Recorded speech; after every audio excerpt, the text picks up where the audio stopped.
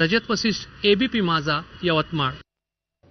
पुढची बातमी बघूयात। पुण्यातील स्वारगेट बलात्कार प्रकरणानंतर संपूर्ण महाराष्ट्र हादरून गेला। एसटी डेपोतील सुरक्षेचं पितळही उघडं पडलं। त्यानंतर परिवहन मंत्र्यांनी 15 एप्रिलपर्यंत डेपोतील भंगार गाड्या हटवण्याची घोषणाही केली। मात्र ही घोषणा हवेतच विरल्याचं दिसतंय। काल पोलिसांनी बलात्कार प्रकरणी आरोपपत्र दाखल केल्यावर सध्याच्या स्थितीचा माझाने आढावा घेतला। त्यात एक धक्कादायक वास्तव आढळलं। एबीपी माझाचा कॅमेरा पोहोचला कुर्ला नेहरू नगर डेपोत।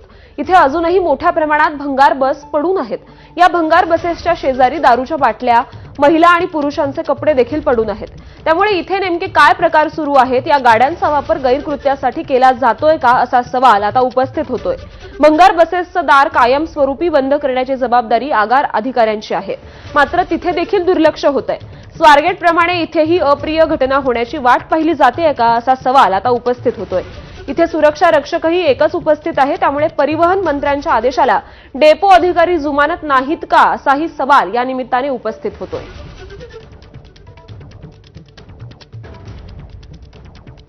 चित्र बघून कदाचित तुम्हाला वाटत असेल की मी एखाद्या भंगारात उभा आहे, ज्या ठिकाणी गाड्यांना भंगारात काढलं जातं अशा एखाद्या ठिकाणी उभा आहे, पण तुमचा अंदाज चुकलेला आहे। मी सध्या उभा आहे मुंबईतल्या कुर्ला इथे असलेल्या एसटीच्या बस डेपोमध्ये।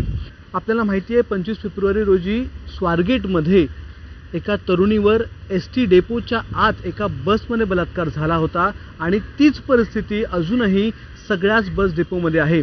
माझ्या मागे जर तुम्ही ही बस बघितलीत तर या बसचा देखील दरवाजा उघडा आहे आणि त्या बसच्या आतमध्ये अनेक महिलांचे कपडे पडलेले आहेत किंवा इतर अनेक गोष्टी पडलेल्या आहेत, दारूच्या बाटल्या देखील पडलेल्या आहेत। 15 एप्रिलच्या आधी जितक्या काही भंगारातल्या गाड्या आहेत त्या सगळ्या भंगारातल्या गाड्या या निष्कासित कराव्यात आणि एसटी डेपोमधून त्या बाहेर हलवाव्यात असे देखील आदेश परिवहन मंत्र्यांचे होते। मात्र तरी देखील आपण पाहताय की काय परिस्थिती आहे या कुर्ला एसटीच्या डेपोची। आता संपूर्ण राज्यभरातला देखील आम्ही डेटा काढलेला आहे आणि संपूर्ण राज्यभरात देखील 4000 पेक्षा जास्त वाहनं आजच्या गायत अजूनही एसटीच्या डेपोमध्ये उभी आहेत आणि त्या डेपोमधल्या या भंगारातल्या गाड्यांवर कोणतीही कारवाई करण्यात आलेली नाही आहे। त्यामुळे परिवहन मंत्र्यांनी दिलेले आदेश एसटीचे कर्मचारी आणि अधिकारी पाळतात का हा प्रश्न निर्माण झालाय। आता एसटी संदर्भात आम्ही या भंगाराच्या गाड्यांच्या संदर्भात एसटी प्रशासनाला विचारणा केली।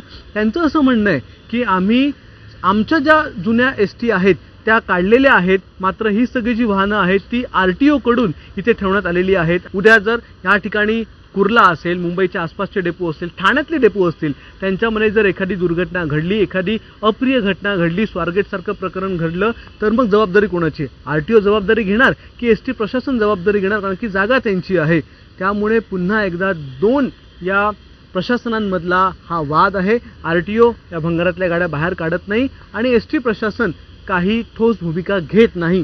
त्यामुळे जर एखाद्या नागरिकाचं नुकसान झालं, एखादा क्राईम या ठिकाणी झाला, गुन्हा जर या ठिकाणी घडला तर त्याला जबाबदार कोण हा प्रश्न आहे। आणि दुसरा प्रश्न, परिवहन मंत्र्यांचे आदेश एसटीचे कर्मचारी पाळतात की नाही, त्यांचे अधिकारी पाळतात की नाही हा देखील प्रश्न या ठिकाणी निर्माण होतोय।